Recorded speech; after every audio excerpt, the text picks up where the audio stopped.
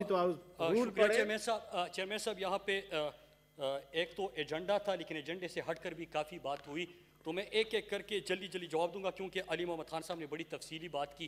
جو چیزیں رہ گئی ہے ایک تو بنڈل آئی لینڈ کا اور آرڈیننسز کا, میں مختصراً 2 جملوں میں اس کا جواب دے دوں.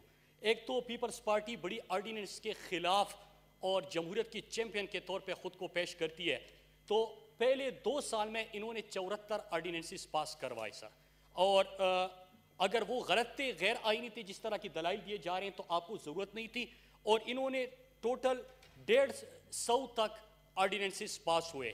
تو چیئرمین صاحب کم از کم یہ ریکارڈ کی درستگی یہاں پہ ضروری تھی کہ میں اس کی وضاحت کروں. 74 پہلے 2 سال کے اندر انہوں نے آرڈیننس پاس کروائے. پھر اس کے بعد بنڈل آئی لینڈ کی بات ہوتی ہے, اس کی علی محمد خان صاحب نے فوائد تو بتا دیے, لیکن 2 چیزیں سر. اگر بنڈل آئی لینڈ کا پہلے آپ نے این او سی کیوں دیا تھا, مطلب جو بعد میں آپ کو خیال آیا, اور ظاہری سی بات ہے میں تو سمجھتا ہوں کہ حکومت کو اس کی تحقیقات بھی کرنی ہوگی کہ پہلے تو آپ این او سی ایشو کرتے ہیں لیکن کچھ عرصے بعد آپ کہتے ہیں کہ نہیں رہنے دیں, اور باہر آ کے آپ مخالفت بھی شروع کر دیتے ہیں.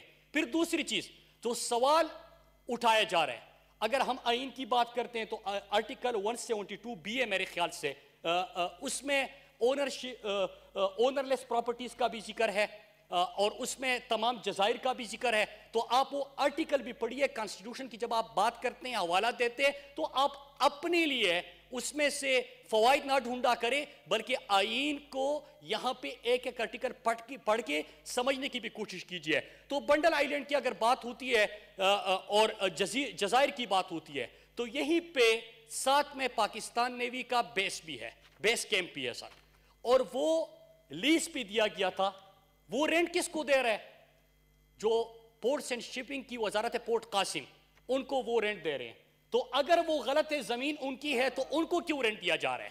تو یہ 2 چیزیں, این او سی آپ نے دیا, این او سی آپ نے ایشو کیا, ہم نے ترقی کا پروگرام وہاں پہ لے کے آئے کہ وہاں پہ اگر ہمارے بھائی مزدوری کرتے ہیں تو وہاں پہ تو کچھ بچا ہی نہیں ہے. آپ نے شہر کے اندر سارا گندگی کا ڈھیر بنا دیا, کچرا تو آپ سے صاف ہوتا نہیں, یہاں پہ وفاقی حکومت آپ کا کچرا بھی اٹھا رہی ہے, لیکن وہاں پہ جا کے آپ بات کرتے ہیں کہ پتہ نہیں زیادتی ہو رہی ہے. آپ عوام کی محرومیوں کی بات کر ہی نہیں سکتے.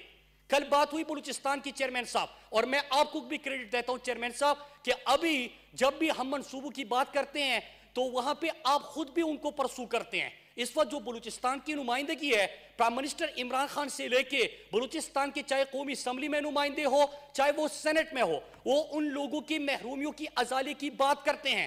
میں صرف ایک پیکج کا بتا دوں چیئرمین صاحب کہ ابھی ساؤتھ بلوچستان, اگر آپ وہاں پہ جائے چیئرمین صاحب, میں نے خود ان کی زندگی دیکھی, ان کی حالت دیکھی چیئرمین صاحب, دل خون کے آنسو روتا ہے. وہاں پہ ان لوگوں کی حالت آپ دیکھیے. ذمہ دار کیا میں, ذمہ دار کیا عمران خان, ذمہ دار آپ ہو کہ